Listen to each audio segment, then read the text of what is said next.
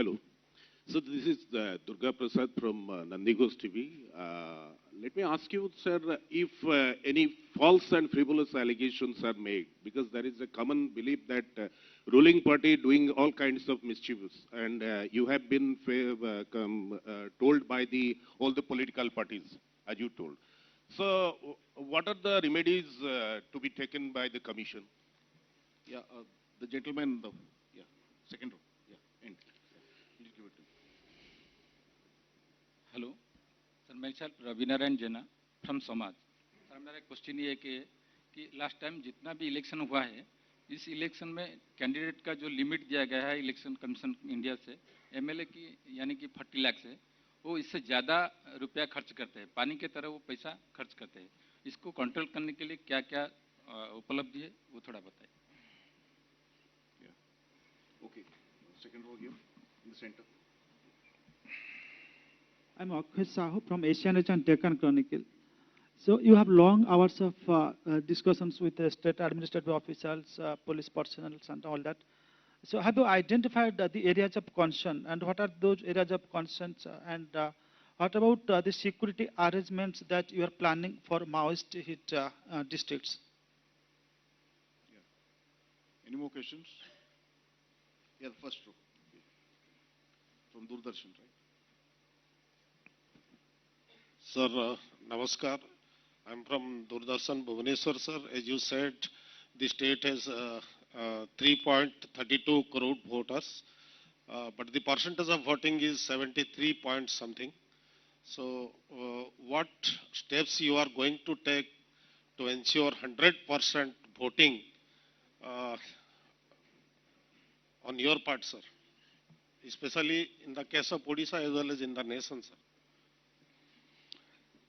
So I'll take one by one. पहला प्रश्न था कि फॉल्स और फ्रीवियस एलिगेशंस अगर लगाए जाते हैं तो उसके लिए क्या करेंगे। तो इसके दो पक्ष हैं, एक तो जिसने लगाया और एक जिसके खिलाफ लगाया। तो जिनके खिलाफ लगाया उनको हम नेचुरल जस्टिस का प्रिंसिपल फॉलो करेंगे। जो भी एलिगेशन लगा उनको एक मौका देंगे, पहले नोटिस देके कि आप बताइए क्या होने वाला है, मतलब क्यों आपने ऐसा किया। उनका जो पक्ष है वो सुने बिना हम उस पर कोई निर्णय नहीं लेंगे। पहली बात तो ये होगी। जिन्होंने झूठा आरोप लगाया उनको भी ये अवेयर होना चाहिए कि वो झूठा आरोप लगा के माहौल को खराब नहीं कर सकते। ये उनको भी स्पष्ट इसके विषय में, अगर हमें झूठ की बात मिलेगी जो मतलब काउंटर होने से, ये भी हो सकता है कि उनका पक्ष है वो सोचते हैं कि ये झूठ है, उनका पक्ष है वो सोचते हैं नहीं है। So there is a system by which we take that decision, but we will not act without following the principles of natural justice, giving an opportunity to explain. Important प्रश्न आपने उठाया कि more expenditure than the limit, जो limit है उससे ज्यादा expenditure, उसमें बहुत सारी चीजें करने की प्रयास है इस बार। पहला, सबसे पहले जो एक्सपेंडिचर के आइटम्स हैं उनकी कॉस्ट फिक्स होगी डिस्ट्रिक्ट मजिस्ट्रेट्स के द्वारा कि इस चीज पर इतना आइटम पे पैसा खर्च होने वाला है। तो वो एक एक्सपेंडिचर ऑब्जर्वर्स आएंगे, वो एक्सपेंडिचर ऑब्जर्वर्स उसको रजिस्टर को बना के रखेंगे, काउंट करेंगे लगातार। उसके बाद में सी विजिल, मैंने आपको बताया, हमें उम्मीद है बहुत जगह में इससे कंट्रोल करने में मदद मिली है राज्यों में। सी विजिल के माध्यम से बहुत सारी ऐसी कंप्लेंट्स आई कि जिसमें वो लोग एक्सपेंडिचर कर रहे हैं इरेगुलर, और वो देखने में मिला। मुझे उम्मीद है कि यहाँ भी ऐसा जरूर होगा। और जो जनरल जितनी एक्टिविटीज बताई आपको इन्फोर्समेंट एजेंसीज के साथ में, बॉर्डर्स पे चेक पोस्ट लगाना है, लीकर को पकड़ना है, कैश को पकड़ना है, ये सब उसी के थ्रू हैं जो इरेगुलर चीजें हैं, जिससे कि हम कंट्रोल करने का पूरा प्रयास करेंगे। 73% वोटिंग को बढ़ाने के मैंने आपको स्पष्ट आइडेंटिफिकेशन बताया कि this many constituencies are below the state average which is 73, so many are below the national average which is 67। तो 100% होगा नहीं होगा ये तो मैं नहीं कह सकता, लेकिन जैसे बार बार आपके थ्रू अपील कर रहा हूं कि वोटर्स जरूर वोट देने आए। 73 से ऊपर जाने के मल्टी प्रोंग्ड स्ट्रेटेजी अपनाई है हमने। जैसे मैं भी मीतू कहा कि ये तो वुमेन आइडेंटिफाई करें, नया वोटर बनने की एज 18 साल से पहले ही आप 17 साल में अप्लाई कर दें, जिस साल में 18 होने वाले। नए यूथ को हम एनरोल करें, पोलिंग स्टेशंस उनको नजदीक लेके जाएं, सारे प्रयास किए गए हैं जिससे कि वोटिंग ज्यादा से ज्यादा। And we are sure that in Orissa this time voting percentage should increase. the areas of concern, mainly voting is one area of concern कि लोग ज़्यादा से ज़्यादा निकल के आए. दूसरा एरिया ऑफ कंसर्न है कि जो पोलिंग स्टेशन है उनको अच्छा बनाया जाए ताकि जो एक्सपीरियंस है वोटिंग आने का वो अच्छा हो, और स्पेशली गर्मी के समय में तो थोड़ा पंखा, थोड़ी ये सब चीज़ों की व्यवस्था, पानी, टॉयलेट, ये सब व्यवस्था किया जाए. देन जो पर्सन्स विद डिसेबिलिटीज और सीनियर सिटीजन्स हैं, वेरी सीनियर सिटीजन्स, उनको निश्चित रूप से या तो घर पर या तो वहाँ आने में सारी सुविधा प्रदान की जाए. देन सिक्योरिटी के पॉइंट ऑफ व्यू से सबने अपना एक असेसमेंट हमें दिया है, पैरामिलिट्री फोर्सेस कितनी चाहिए. That also will try and provide in sufficient numbers, adequate numbers, so that the areas where there is a possibility of a mischief can also be tackled. So यही mainly areas हैं जिसके बारे में सबको बताया गया है. We'll take a second round of questions. Yeah, you in the And first then row, you then will followed leave by that also. gentleman in the second row. And there is a flight also, last round.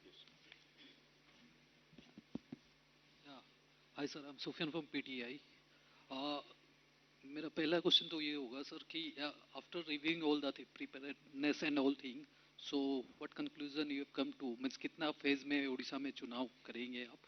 और दूसरा ये sir ji state का disputes होता है, एक कोटिया area है जो कि उड़ीसा का बॉर्डरिंग जिसका आंध्रा से डिस्प्यूट चलता है, तो उसके लिए what steps you are taking to address that thing.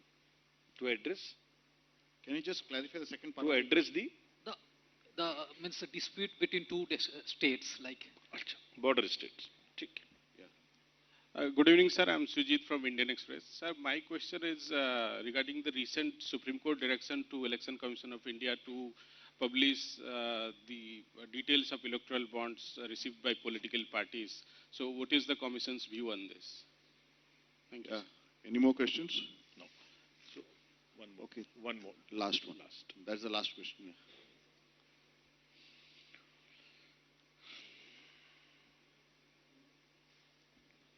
Good evening, sirs. I am Prakash Das from All India Radio. Sir, I have two questions.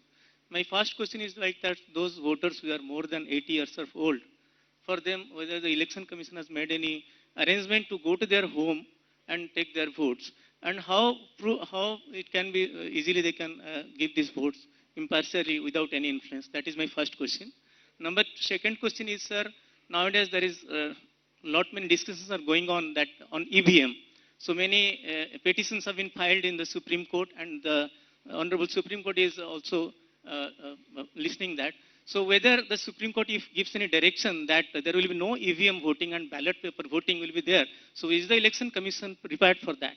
Thank you very much, sir. Okay. So I'll take the border areas question first, which you asked. 4 राज्यों से border लगते हैं उड़ीसा के. चारों पर मैंने आपको दिखाया था 100 around 100 something checkposts. So this is one part. We'll keep a very strict vigil on the border areas so that no irregular things come from this side to that side. That is first part. The second part is if the elections are happening there. That also is another issue which we'll take care.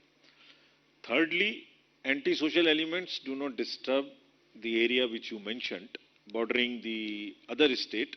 That is the third part of it. Oh, there is a confusion. Okay, tell me. So there is a conflict between two states. Between There is dispute between Oh, Odisha dispute between and the border. Andhra about the all right. territorial dispute, a All kind right, of all right. Submit. in Kotia. All right.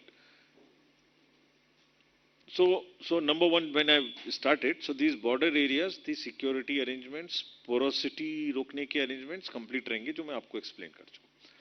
जो आपने पूछा कि dispute जो है area में, उसमें दोनों side के polling stations अपने अपने क्षेत्र में पहले से earmarked है, वहीं बनेंगे और polling station के बनाने में लोगों की voting करने में as per the electoral rule कोई इशू नहीं आएगा. ये डायरेक्शंस उनको दी जा चुकी है. और जो दोनों जगह हैं वो कोटिया और कारापुट जिसकी बात आप कर रहे हैं, यही दो की बात आप कर रहे हैं.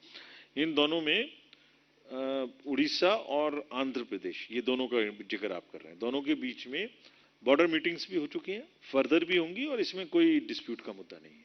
इसको हम लोग रिजॉल्व करेंगे। देन वेरी सीनियर सिटीजन्स के बारे में आपने पूछा। जो भी वेरी सीनियर सिटीजन्स और पर्सन्स विद डिसेबिलिटीज हैं, उनको फॉर्म 12D भर सकते हैं अनाउंसमेंट के बाद। फॉर्म 12D जब भरेंगे तो उनके घर से आकर वोट लेने के लिए टीम जाएगी, और वो टीम जब जाएगी तो पोलिंग एजेंट्स को, कैंडिडेट्स को बता के जाएगी हम आज उनका वोट लेने जा रहे हैं। पूरा प्रोसेस वीडियोग्राफ होगा, ताकि कोई ये भी ना कह सके कि मेरे घर आए और आपने इन्फ्लुएंस करके मेरा वोट ले लिया। So the candidates would be not only informed, they would be allowed to go along with the team, and पूरे वहां जाके एक छोटा बूथ बनाएंगे, सीक्रेसी रखेंगे और उनका वोट लेके आएंगे। वैसे अधिकांश लोग वोट देने के लिए पोलिंग स्टेशन पर ही आना चाहते हैं। ओल्ड एज में तो उनके लिए फेस्टिवल का माहौल है, they go come meet people, they feel happy about it, come out of the home. तो हमारा एक्सपीरियंस बाकी राज्यों का ये है कि वो बाहर आना चाहते हैं, बट जो नहीं आ सकते उनके लिए हम जाएंगे। This is what is the process. Second आपने पूछा सुप्रीम कोर्ट में जो माननीय उच्चतम न्यायालय में जो केस चल रहा है, तो let us await that decision. जो भी विषय हैं वो माननीय सुप्रीम कोर्ट के सामने में है, तो उनके एक इंस्ट्रक्शंस आ चुकी हैं। There are large number of cases in the high court and Supreme Court which have been decided already. तो कमीशन उन्हीं के बेसिस पे काम करता है, अपनी समझ के बेसिस पे काम कर रहे हैं, और जो डिसीजन आएगा उस पर फिर जो चेंजेस की आवश्यकता होगी वो किए जाएंगे। और एक और चीज आपकी जानकारी के लिए, अगर किसी को कोई संदेह होता है तो जैसे ही संदेह प्रकट होता है, हम एक उसमें हमने अपने वेबसाइट पर फ्रीक्वेंटली आस्क्ड क्वेश्चंस में ऐड कर देते हैं उसको। आपको कोई संदेह हुआ, आपने हमें लिखा या बताया, immediately will frame that question and answer you, so that not only your doubt, everybody in the country at large can understand and know that answer, and अपने आप डिसाइड करेगी जो कहा जा रहा है वो सही है कि गलत है। तो अगर आप देखेंगे तो वहां लार्ज नंबर ऑफ क्या क्या लिखा हुआ है, हमारी वेबसाइट पे जाइए, आप आज देखिए, 100 से ऊपर क्वेश्चन हैं जिनके आंसर्स दिए गए। करीब 30 से ऊपर केसेस में हाई कोर्ट्स और माननीय उच्चतम न्यायालय के आदेश हैं, उनकी भी हमने एक बुक बनाई है, वो दिया गया है उसमें। इनके माध्यम से पिछले 5-7 सालों में लगातार कैसे रिजल्ट्स आ रहे हैं, कौन पार्टी जीत रही है, कौन आ रही है, कौन जीत रही है, कौन आ रही है। ऐसा तो नहीं है कि कोई पैटर्न हो, बदल रही हैं सरकारें, नहीं बदल रही हैं, ये भी दिया गया है। और आप देखेंगे कि अधिकांश केसेस में सरकारें बदलती चली जा रही हैं। तो आपको सारी इंफॉर्मेशन वहां मिलेगी, और जो माननीय उच्चतम न्यायालय का ऑर्डर होगा उस पर हम कार्यवाही करेंगे। Same is applicable to the issue of electoral bonds, whatever is the order of, and commission continuously, जितने भी ये केस में हम भी पार्टी थे, तो हमारे एफिडेविट्स आपने शायद देखा होगा, पढ़ा होगा। Commission is always, as I said in the mention in the beginning itself, हमारे दो ही बेसिक आधार हैं, transparency, transparency, information, information, information. Second, involve, involve, involve. तो हमारा सुप्रीम कोर्ट में यही आधार था कि we are in favour of transparency. When the order is come, we will take action as directed in the order. Thank you.